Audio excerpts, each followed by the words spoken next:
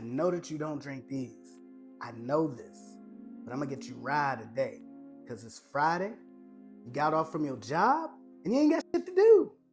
Call me a showstopper, show rocker, blow lots of dope, copper, new whip. Who's this? James Hicks. But I also go by sin. Never lose cause I always win. At the door and I'm breaking in, think you got it on lock. Welcome back to the Simple Whiskey Show. On tonight's show, we're gonna cover rye spice and everything nice. I'm gonna taste test all three of these, give you my honest feedback on all of them as I always do, and just enjoy the fact that it's Friday and it's time to get into some rye.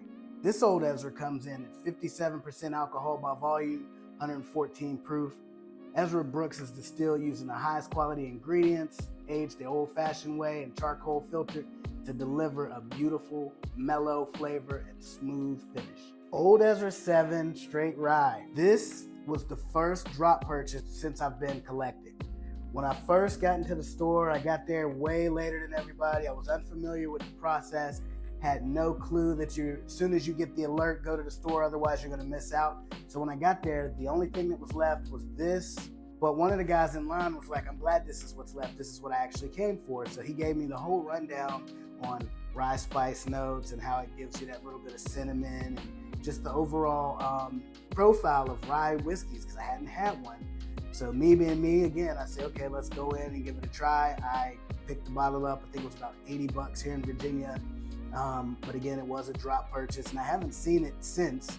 But then again, most drops I get there early enough now that I focus on what I actually want to get. But when I picked this one up, I got home, popped the cork, watched a couple of videos on it to figure out if people liked it. It got a lot of good reviews and a lot of good praise. But when I took that first sip, something about it was just off to me. Didn't like it. Thought it was more like, I remember like cinnamon candy, but way too spicy.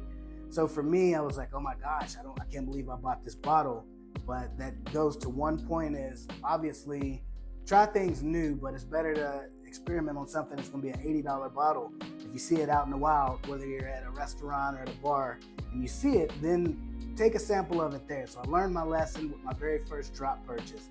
But as you can see here, the bottle's not quite as full as what you would think if I really hated it that much. What I also realized is after letting it sit for a couple of weeks and I went back to it, it had time to open up, had time to breathe a little bit. That second pour was a completely different experience. So I'm gonna relive that right now. Oh, that's a weak cork pop. Still a weak one.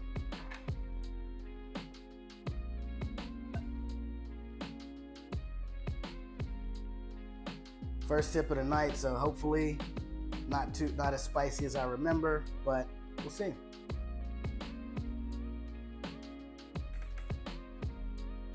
So it has a really sweet, as soon as it coats your mouth, it's extremely sweet. The rye spice does kick in and you get that cinnamony note.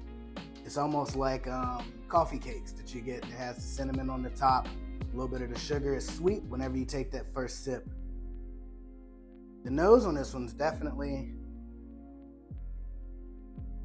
I don't get that rye cinnamonness. I get more of almost like a caramel with baking spice. Yeah, I can see how if you're not used to drinking rye, or if it's your first drink of the night, as soon as that hits your tongue, it's like, okay, this is great. And then as soon as it gets into that finish, those rye spices kick in. But the second sip, I don't get nowhere near as much of that heat as what I got before. And from a proof standpoint, this one is 114 proof. It does not taste overly strong, given it's such a higher proof. I would have assumed it was a little bit lower than that. On the palate, it's more of a 95 proof to me, but again, it's 114 proof, 57% alcohol by volume, so take that with a grain of salt with this one. Cheers. Sagamore Rye American Whiskey, aged for 4 to 5 years in a high-charred New American oak barrel. It has a caramel, toffee, hazelnut, and toasted coconut. Classic Maryland-style rye whiskey with limestone filtered water from the Spring House, built in 1909. This one is a little bit different for me, solely because when I was looking for this one, I'd watched videos on a couple of ryes. I'd already picked up the Old Ezra 7. Whenever I go to the store, I'm looking around, I'm talking, and people are recommending Bullet Rye and even Wild Turkey rye. And I'm like, no, I need Sagamore. And you guys don't have it. And she was like, you're in luck. We just got it. It's over here in the special release shelf. I grab a bottle, go home, do what I always do a little bit of research on it. I take that first sip, and I think it was like black licorice meets spice, just super licoricey, super spicy. And again, it was one of those like, oh, no, this must mean that all ryes taste like this. And that's kind of the thought process that I had after this one. And this was the one that I said my mind was recently changed on it. I recently got into cigars, and I don't remember where I was reading, but somewhere I was reading, they were saying that sometimes ryes can pair really good with a strong cigar. So of course I was like, all right, what better chance than now to give this another try? And sure enough, not only was that licorice taste mellowed out a little bit, but it gave way to a whole new flavor profile. Curious to see what I get on it tonight. Better cork pop than the first one.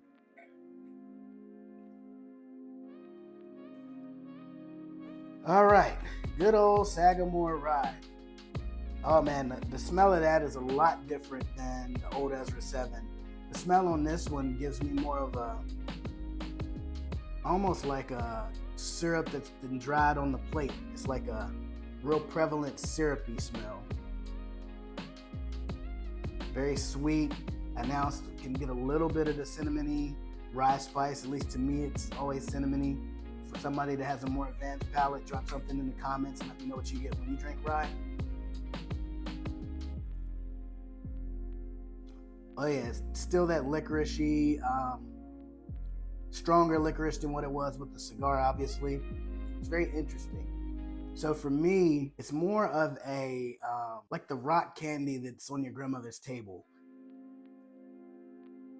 I will say, I still think I prefer this one more so with something else that tamps down the strength of the taste, but I know a lot of people that really like this.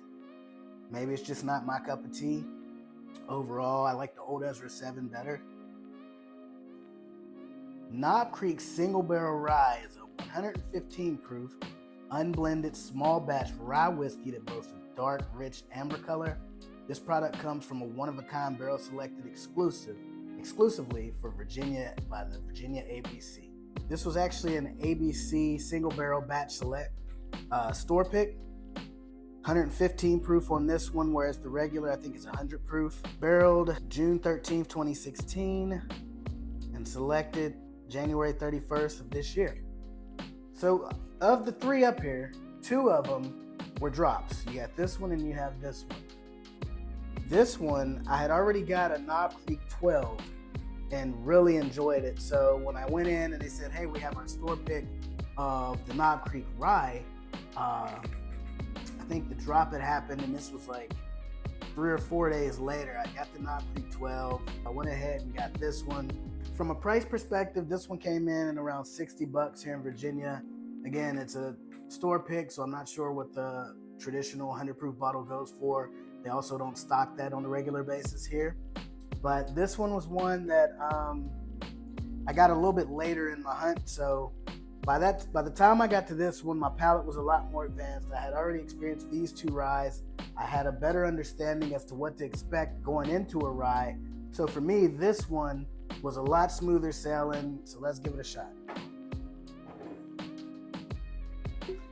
Oh, such a weak cork pop. I got to get better at the cork pop. I do not recall whether or not the first pour of this was extremely enjoyable or not, so it's a good thing we're doing this one tonight. Happy Friday. Get a good nose on it though. At 115 proof, it doesn't smell very like ethanol-y or very alcohol overpowering. It's definitely really, really mellow, really good. I like that smell. Let's give it a sip. So for this one, it starts off extremely sweet. I definitely get more of a vanilla before I get the rye spice. And at the 115 proof, given this is the third of the three that I've sipped, it doesn't bite you as much as what you would expect for it to be so high in proof. But again, that could also be my palate acclimating to the other two bourbons we tried, or other two whiskeys rather. finish is definitely very, very rye spice. So rule of thumb from a rye perspective is to go into it if you like, I don't want to use the word spice, but it's rye spice, but the taste of it is very cinnamony to me, very, very cinnamony. So if you like that nice warm cinnamon with the rye spice, I do think in the fall, as we slowly transition from summer to fall, all three of these would be great by a fire. You're roasting your s'mores, you're on your back deck, fire pit's blazing, it's probably a good 50 outside. You got a hoodie on, maybe you got a cigar lit, and you just get that fireside chat going.